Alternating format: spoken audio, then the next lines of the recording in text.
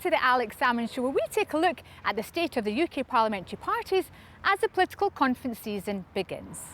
This weekend, Labour gather in Brighton. Will a few days at the seaside invigorate the prospects of the main opposition party as the country emerges from the pandemic? Next weekend, the Tories move to Manchester, where Prime Minister Boris Johnson continues his campaign to spread the Tory message to the north of England. On the show this week, we ask polling guru Professor Sir John Curtice to assess the lay of the autumn political landscape.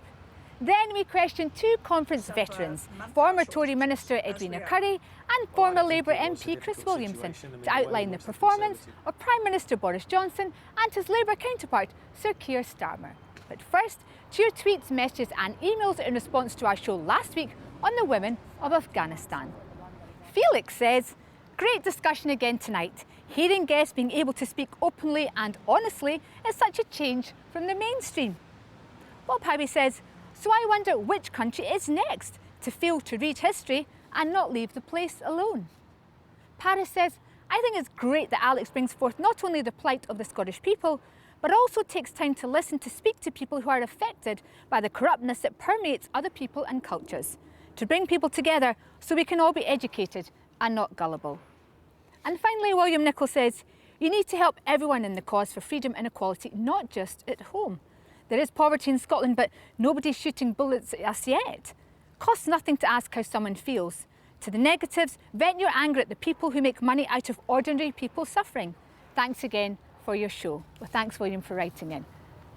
Now, last week, Boris Johnson reshuffled his cabinet deck, but he did so from a pretty comfortable polling position, with the Tories ahead of the opposition as Parliament moves towards the mid-term. In a surprise move, he brought in Liz Truss as the Tory party's first ever woman Foreign Secretary. But how does the ministerial musical chairs fit into the overall political landscape? Last month, Alex asked Sir John Curtice to review the prospects as evidenced in the opinion polls. So, John Curtice, turning to the state of Westminster parties, looking at the political parties in turn, I mean, if you were Boris Johnson just now, you'd be pretty comfortable with an opinion poll lead well into this term of Parliament. Can he put his feet up and say things are going all right? I think there is no doubt that Boris Johnson's position would certainly be envied by most of his predecessors. I think the only previous Prime Minister who was enjoying anything like as strong a position as the one that Boris Johnson currently enjoys. I think Conservatives on average are around six or so points ahead of Labour in the polls. But to be where we are now, nearly 2.5 years, nearly into the middle of his term, is Tony Blair in his first term as Prime Minister.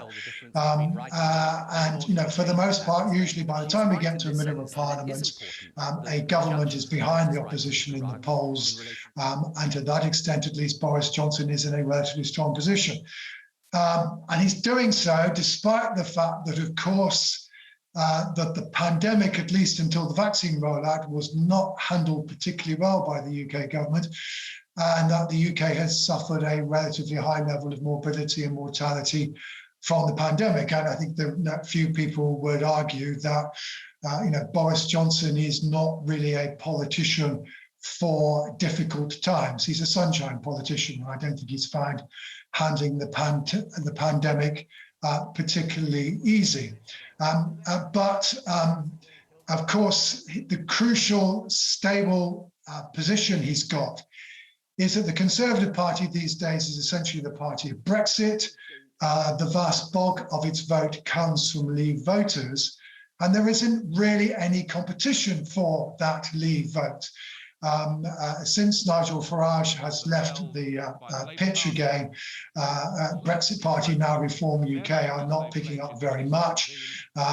Therefore, at least 2/3 of Leave voters still are saying they're going to vote for the Conservatives, and that the fact that Brexit still structures how people are going to vote so much gives the Conservatives a very considerable advantage. In contrast, the Remain vote is still divided between Labour, to some degree the Liberal Democrats, and north of the border, the SNP. So, the Labour Party is therefore only picking up, usually these days, somewhat less than half of the Remain vote, and is not being particularly successful, despite its best endeavours by, for the most part, not talking about Brexit. It's not succeeding in regaining the ground it's lost amongst Leave voters. So that legacy of Brexit, which, albeit it's not in the headlines, is still very heavily structuring party choice.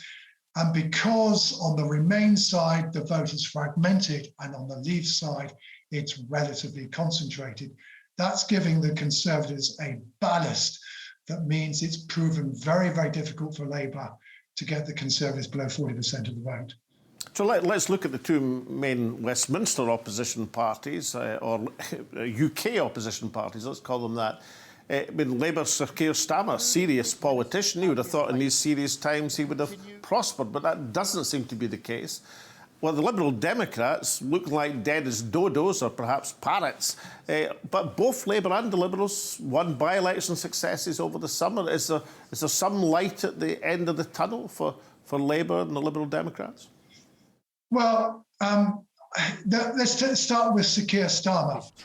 Sir Keir is clearly a very clever lawyer. And like all clever lawyers, he's very good at asking questions about detail. He often betters the Prime Minister at the Prime Minister's questions. However, of course, what clever lawyers do is to take a brief that somebody else has written and then prosecute it. But a leader of a political party, his job is to write their own brief and to present and to advocate for it and to persuade it of its merits. And I think we're still waiting to see whether Sir Keir Starmer has the ability to develop his own brief and basically to persuade people that, to give them some idea of what the Labour Party now stands for and that they might want to believe on it. Because the truth is, people are very unclear what the Labour Party stands for. They're certainly not clear whatever doubts they may have about the Conservatives, that the Labour Party could do any better a job in government. And until he overcomes those two weaknesses, it's going to be very difficult for him to profit from the various difficulties the government is going to face. There are clearly internal difficulties, tensions inside this government, particularly between the Prime Minister and the Chancellor. It's going to play out as we get the public spending review. There are pressures on social care, on the NHS. There are plenty of opportunities for Labour, but they're not going to see and exploit them unless Sir Keir can begin to sell himself and his own party. And how about the Liberal Democrats? Is there hope? Does the by-election confer a bit of hope, and there may be life in the old dog yet? Well, Cheshire and Amersham, frankly, occurred in just the kind of place where the Liberal Democrats would have wanted a by-election to happen. This was a Conservative-held constituency that, however, voted Remain in the EU referendum. And this was precisely the kind of constituency that in the 2019 general election, the Conservative vote fell back and the Liberal Democrats advanced.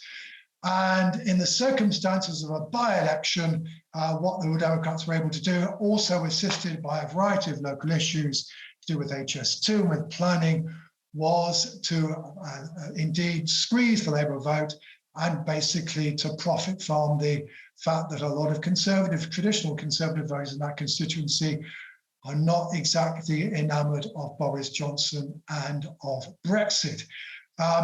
But for Liberal Democrats, that was crucial because most of the prospects, most of the constituencies where they are not that far behind in the wake of the 2019 election are indeed Conservative-held Remain constituencies. But there aren't that many of them. It's a way of them of developing a niche market and perhaps being able to expand their parliamentary party. But it is, frankly, no more than that. But given where they are at, Liberal Democrats, unlike Labour, I think there is no reason why they should not be trying to appeal to Remain voters. This has always been their traditional constituency. They have very little in the way of a traditional Leave vote to defend, except in the southwest of England, but frankly, I think it's already been lost. The Democrats are now the party of university graduates, the party of metropolitan London. It's a very different party from 30 or 40 years ago. That's probably the niche market they have to develop.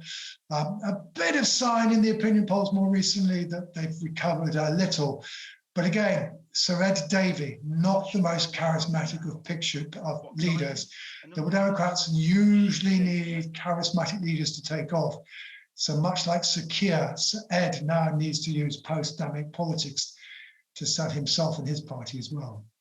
And finally, Sir John, is there something going to come from offside in Westminster politics? I mean, we're in an era of green politics, a huge summit coming up in Glasgow. Is it possible the Green Party might finally make a breakthrough in the first-past-the-post system and surprise us all? Or is there something coming from elsewhere that we should be looking out for?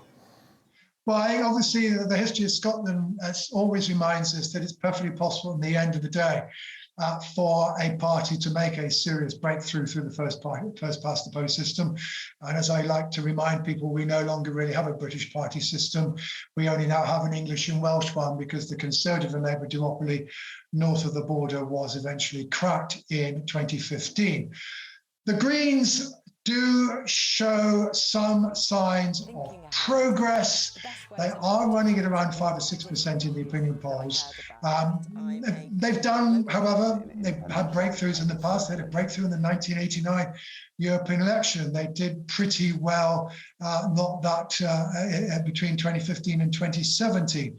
So certainly signs of progress, certainly signs that they're potentially able to pick up votes that would otherwise go to Labour or the Democrats.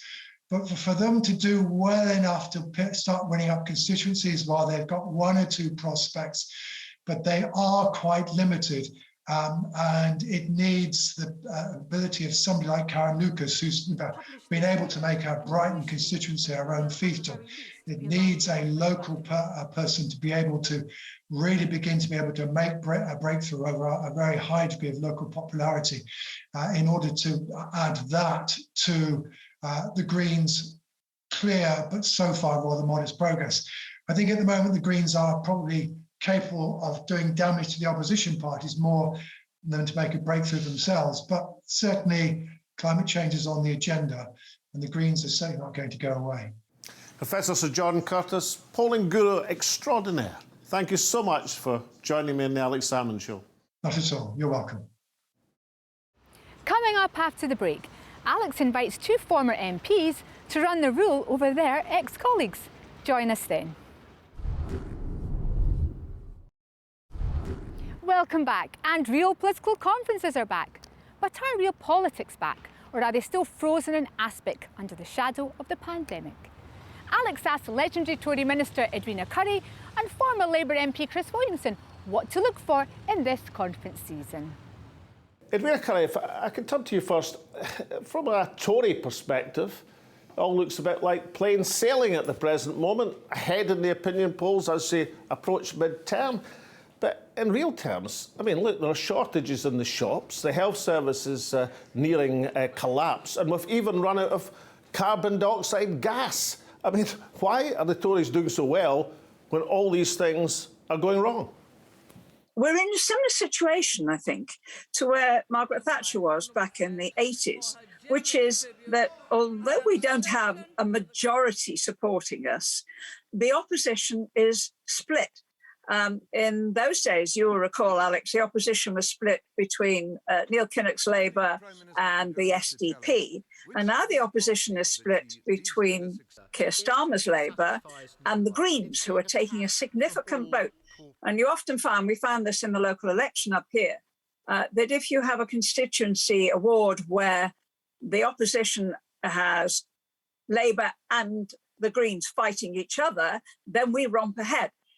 If one of those drops out, for example, if the Green virtually dropped out, as happened in the constituency where I fought, then Labour will be ahead, then the left will be ahead.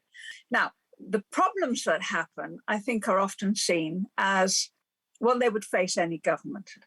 And certainly the CO2 one is a result of a chapter of accidents.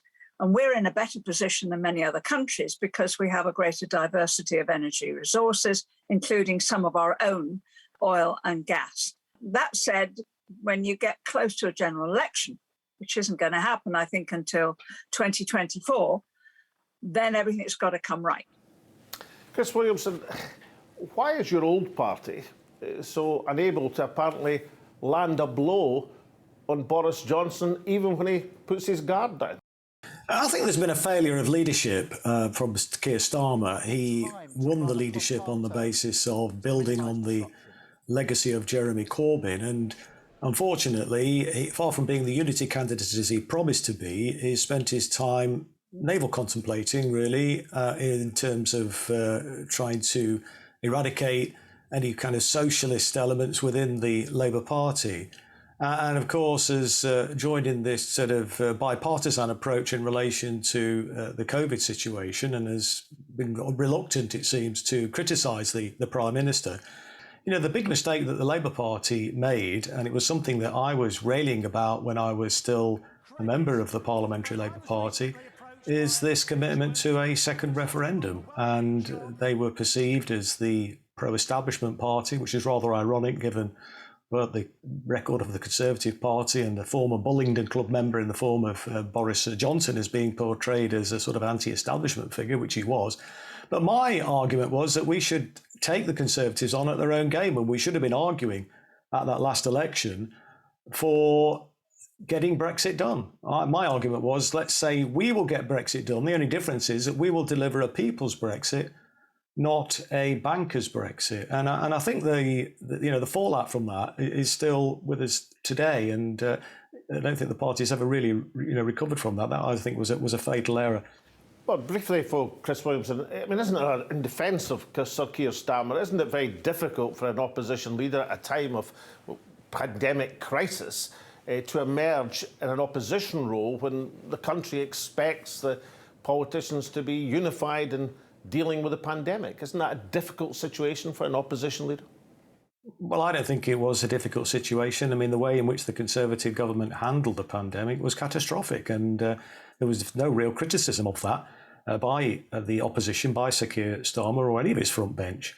I think that was a real mistake, and they should have been, I think, very, very clearly and belligerently, really, pointing out the failings of this government in actually dealing with this situation. I mean, let's remember that the death rate in Britain is one of the highest in the world, and yet with the fifth biggest economy, there's absolutely no justification, it seems to me. And the way in which I think the whole pandemic scenario was dealt with by the government was really unforgivable, and that is something I think a lot of people would have looked to and were looking to the Labour Party to actually point out and offer an alternative, but that was sadly lacking.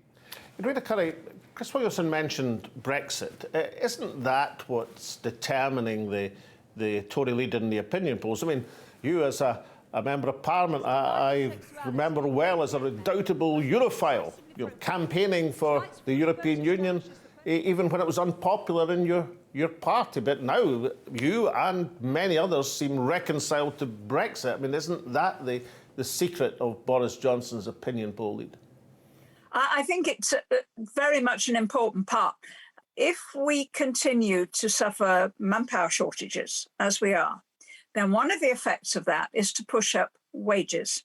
Another effect, of course, is to see a scramble by employers and industrialists to invest in better equipment, and that means higher productivity. That actually feeds Alex through, as you know, to a much more prosperous country.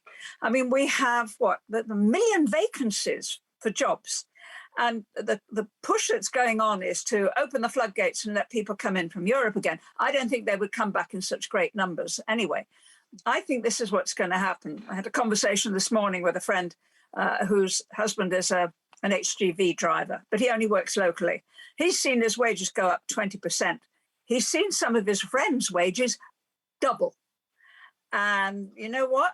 That is going to be a very interesting prospect as we get towards the end of this Parliament, to have much better paid people, particularly in the north of England, through their own hard work and efforts, and not having the cheap competition that comes from large numbers of new arrivals.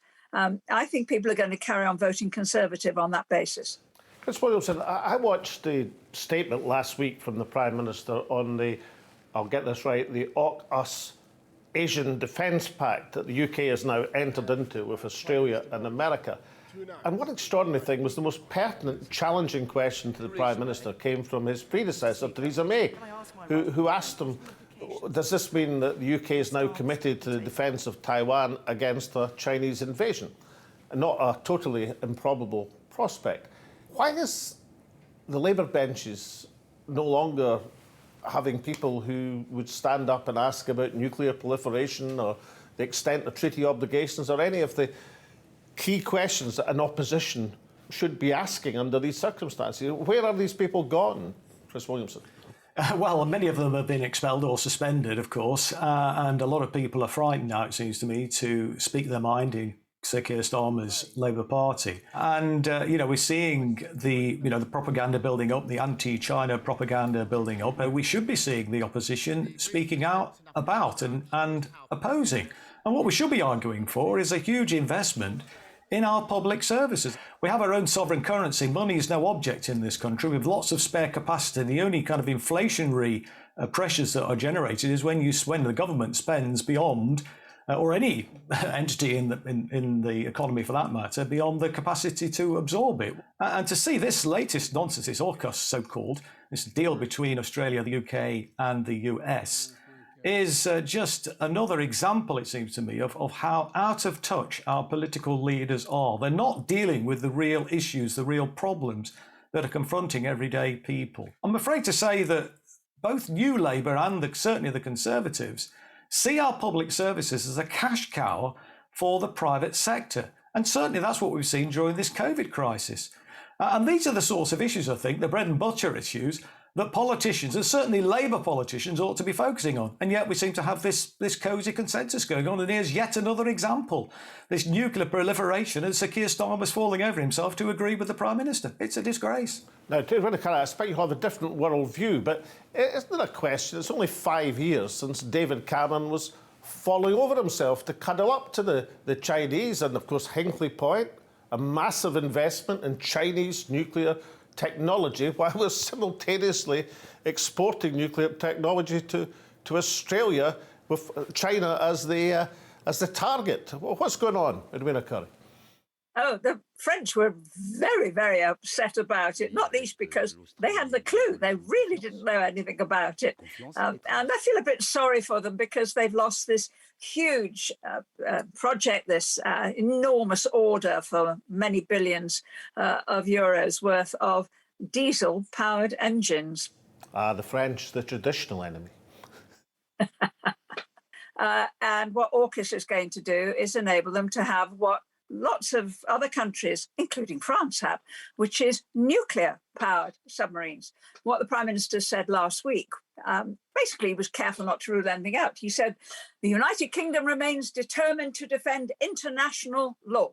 And that is the strong advice we give to our friends across the world, and the strong advice we give to the government in Beijing. In other words, we've got our eyes on you. As long as you behave, it's all going to be fine.